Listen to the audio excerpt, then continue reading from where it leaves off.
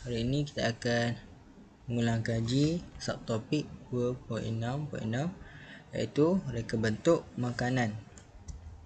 Okey, apa yang akan dipelajari pada hari ini? Kita akan pelajari subtopik 2.6.1 mentarifkan reka bentuk makanan, 2.6.2 menjelaskan kepentingan reka bentuk makanan, 2.6.3 mengaplikasikan penggunaan alatan dan perkakasan dalam proses penyediaan reka bentuk makanan, dan 2.6.4 melakar serta menjustifikasikan reka bentuk dan pembungkusan makanan. Okey, takrif reka bentuk makanan. Okey, mula-mula kita nak tahu apakah reka bentuk.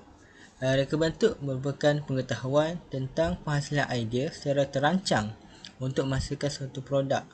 Kan, sama juga macam reka bentuk teknologi, reka bentuk mechanical. Inilah maksudnya pengetahuan tentang penghasilan idea secara terancang untuk menghasilkan suatu produk.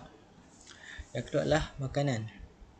Ya, takrifan makanan adalah sesuatu bahan yang boleh dimakan dalam bentuk pepejal atau cair dan dihasilkan daripada haiwan atau tumbuhan. Kan, pepejal, cair, pepejal contohnya macam nasi pepejal, cair, air lah, air sangkuit, koktel, koktel apa tu. Okey, reka bentuk makanan cara amnya gabungan dua ni, reka bentuk dan makanan. Aktiviti merealisasikan idea kepada bentuk makanan yang melibatkan inovasi dan kreativiti. Di sini ia melibatkan inovasi dan kreativiti dalam penghasilan makanan. Untuk makanan kita nak. Okey, aspek reka bentuk makanan. Okey, secara amnya ada 4, iaitu yang pertama, proses, kaedah dan ruang tempat produk diproses, diedarkan dan digunakan. Yang kedua, makanan dari segi estetika, komunikasi dan perwakilan. Yang ketiga, peralatan dan perkakasan yang digunakan untuk menyediakan dan mengambil makanan. Yang keempat, semua aktiviti komunikasi yang dilaksanakan untuk mempromosikan produk makanan. Okey. Seterusnya, klasifikasi reka bentuk makanan.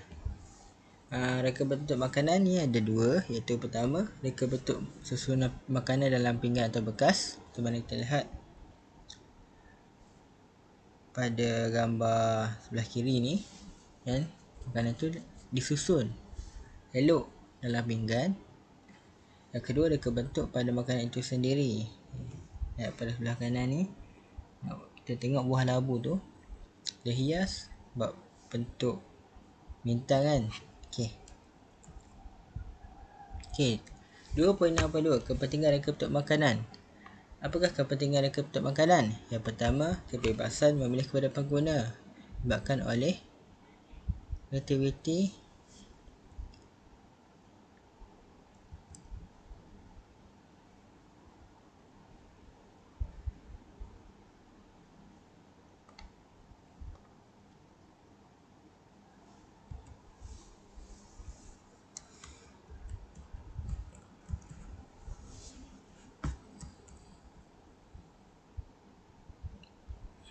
Yang kedua, melahirkan nilai estetika. Yang ketiga, melindungi etika sosial. Yang keempat, memberikan faedah kepada pengguna. Yang kelima, disebabkan oleh pembangunan sains dan teknologi moden. Yang keenam, kepelbagaian etika budaya. Okey, penggunaan alatan dan perkakasan dalam reka bentuk makanan.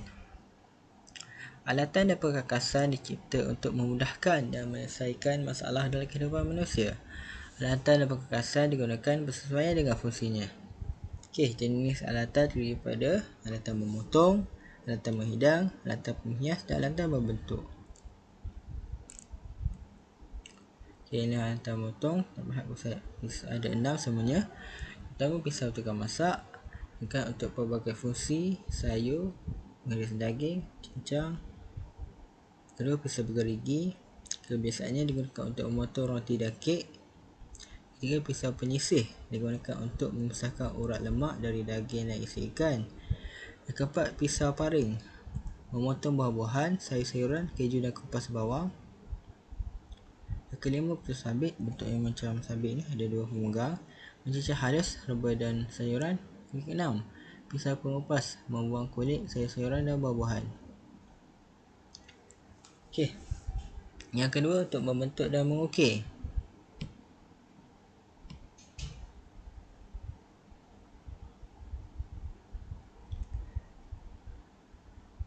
Yang pertama ialah pisau ukir untuk mengukir buah-buahan dan sayur-sayuran. Yang kedua, pisau turning. Kan, bentuk dia macam mencangkuk macam tu. Untuk membentuk, merabi dan membuang kulit buah-buahan dan sayur-sayuran. Yang ketiga, Parisian scoop, memberi bentuk bulat makanan, buah-buahan dan sayur-sayuran. Biasanya kita guna untuk buat bentuk bulat lah Parisian scoop ni. Yang keempat, menerap untuk membentuk dough, sayur-sayuran, berubi dan buah-buahan. Kan, biasa kita tengok mamak kita buat kek, inilah kita pakai penerap nama dia. Okay, yang tiga, alatan hias. Tujuannya adalah untuk memberikan rupa bentuk yang menarik pada reka bentuk makanan.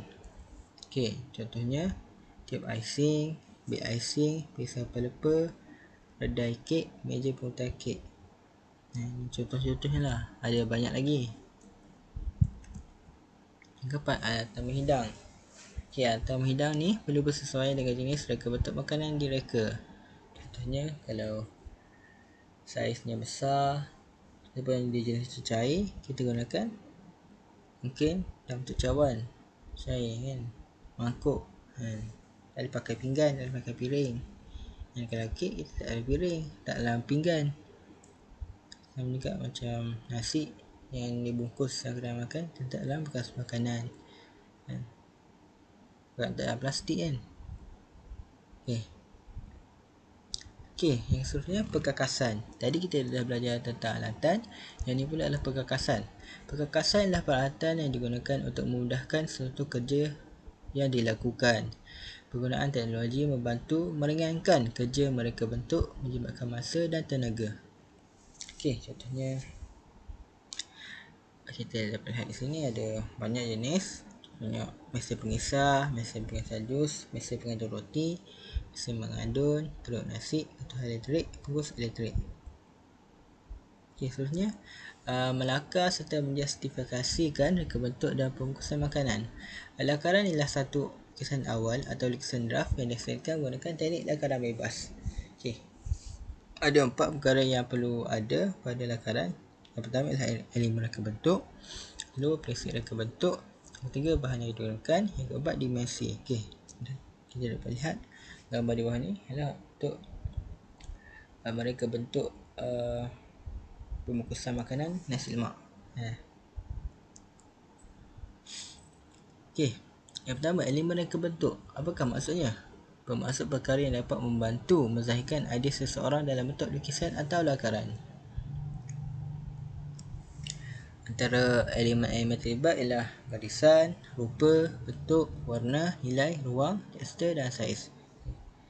Baca penerangan yang lebih lanjut dalam konteks. Ini contoh yang ada ialah elemen garisan. Dapat lihat di sini, yang bahagian bekas ni ialah rupa, dipulakan rupanya yang macam ni. Ini adalah bentuk. Tangan ni. Keempat, warna, pelbagai. Kelima, nilai kek ni. Yang keenam, ruang. Kita dapat lihat ruang kosong pada bahagian tengah donat ni. Ketujuh, tekstur pada makanan ni. Atas ni untuk macam raga. Yang ketujuh, yang ke last sekali lah saiz. Okey, yang seterusnya prinsip reka bentuk. Bermaksud konsep yang digunakan untuk menyusun elemen-elemen bagi menjadikan satu struktur objek yang berkesan, bermutu dan menarik. Di antara prinsip yang terlibat adalah keseimbangan, kontras, pengulangan, keringkasan, pergerakan, peneganan, pembahagian, kepelbagaian, kesatuan dan harmoni. Okey, macam di sini roti yang ada sandwich tu, kita lihat keseimbangan sebab dia seimbang pada kiri dan kanan.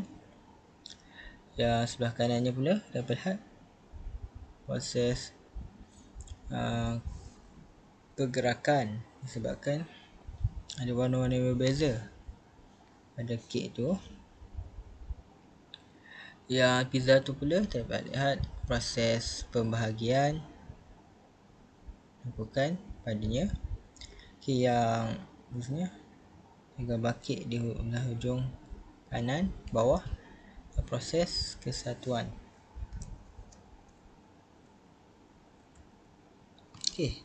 Lakaran serta justifikasi reka bentuk makanan. Sebelum membuat suatu reka bentuk makanan yang menarik, lakaran reka bentuk perlu dilakukan terlebih dahulu. Lakaran reka bentuk makanan biasanya dihasilkan berdasarkan tema yang dikehendaki oleh pelanggan. Lakaran reka bentuk makanan yang dihasilkan perlu dijustifikasikan berdasarkan elemen dan prinsip reka bentuk. Maksudnya sini kita perlukan persetujuan daripada pelanggan dulu sebelum membuat lakaran akhir, lakaran yang perlu kita lakukan untuk reka bentuk makanan ni. Lah contohnya ialah lakaran burger ayam. Ada bahan-bahannya tomato, salad, kentang goreng, daging ayam, bawang merah, roti burger. Kita lihat elemen di sini lah elemen warna, garisan ada, rupa pun ada. Kita nak rupa dia jadi burger lah, tak nak rupa yang lain. Bentuknya pun ada, macam burger. Saiznya besar, sederhana. Tekstur pun ada. Prinsipnya kita akan pakai seimbangan, seimbang antara atas dan bawah, kepelbagaian, pengulangan.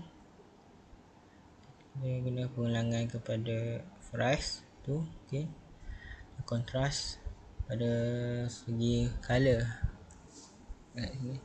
antara tomato dan salad ada kontras dari segi warna. Pembungkusan makanan. Pembungkusan makanan adalah mekanisme yang menggunakan kaedah sains dan teknologi dalam memelihara produk bagi tujuan pengedaran, perstoran, jualan dan penggunaan. Melibatkan proses reka bentuk, penilaian dan pemasaran. Pembungkusan makanan. Pembungkusan makanan ni yang menarik dapat menarik minat pelanggan untuk membelinya. Kriteria pembungkusan makanan. Yang pertama adalah tanda jenama. Nama yang bertujuan untuk memperkenalkan produk. Kita lihat contoh sekejap lagi, saya akan bagi. Tipografi, menjadikan reka bentuk menggunakan huruf sebagai elemen utama. Contohnya, kita lihat McDonald, dia menggunakan huruf M ataupun Velda dengan F. Warna, menjadi identiti kepada produk serta menunjukkan produk. Ini ilustrasi, gambar yang memberi impak kepada produk. Kelima, reka bentuk yang unik, menarik dan berfungsi sesuai dengan produk. Keenam, maklumat seperti ramuan, label, pengeluar, tarikh lupa dan lain-lain. Yang ketujuh, saiz, iaitu saiz bungkusan dan sesuai dengan produk. Contoh tanda nama di sini Baskin-Robbins menggunakan hurufnya, menggunakan Baskin-Robbins BR sebagai jenamanya. Tanda namanya, tipografi pada huruf F Velda tu. Ini warna